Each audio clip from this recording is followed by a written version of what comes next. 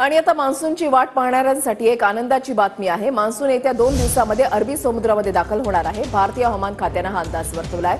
3 दिवसाआधीच monsoon अंदमानमध्ये दाखल झालेला आहे। भगवती किला या परिसरामध्ये मनोज आमचे प्रतिनिधी आमच्या सोबत आहेत। अधिक माहिती त्यांच्याकडून जाणून घेणार आहोत। थेट जाऊयात मनोज यांच्याकडे। मनोज,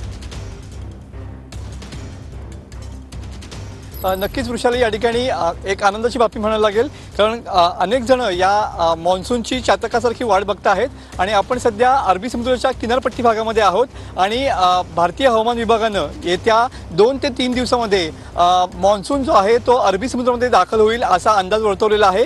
2 ते 3 दिवस अगोदरच मॉन्सून जो आहे तो अंदमानात या ठिकाणी दाखल झालेला होता आणि त्यामुळं आता मॉन्सूनची पुढची वाटचाल जी आहे ती या ठिकाणी सक्रिय होण्यासाठी पोषक वातावरण जे आहे ते अरबी समुद्रात या ठिकाणी बनलेलं पाहायला मिळतं आहे। तुम्ही बघू शकता की अथांग पसरलेल्या समुद्रावरती वेगवान वारे सध्या वाहत आहेत। त्याचप्रमाणे या समुद्रामधील जे प्रवाह आहेत ते देखील या ठिकाणी बदललेले पाहायला मिळत आहेत। सध्या ऊन पावसांचा खेळ या ठिकाणी सुरू असलेला पाहायला मिळतोय। कोकणामध्ये अवकाळी पाऊस पडतोय।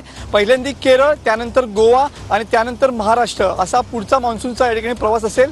कदाचित मान्सून काही दिवस अगोदर या ठिकाणी केरळ, गोवा आणि महाराष्ट्रामध्ये येऊ शकतो असा अंदाज देखील हवामान विभागाने व्यक्त केलेला आहे। तुम्ही बघू शकता की सध्या समुद्र देखील खवळलेला आहे आणि समुद्रामधले अंडरकरंट, पाण्यामध्ये जे अंडरकरंट आहेत ते देखील या ठिकाणी प्रवाहित झालेले आहेत। त्यामुळे मॉन्सून सक्रिय होण्यासाठी सध्या अरबी समुद्रावरती जे पोषक वातावरण आहे ते या ठिकाणी निर्माण झालेलं पाहायला मिळतंय। त्यामुळं अंदमानात जो आलेला मॉन्सून आहे तो अरबी समुद्राच्या दिशेनं सक्रिय होण्यासाठी जी वाटचाल आहे ती या ठिकाणी पुढे दिसते आहे आणि त्या अनुषंगाने सध्या पोषक वातावरण सध्या अरबी समुद्र किनारपट्टीवरती या ठिकाणी तयार झालेलं पाहायला मिळतंय।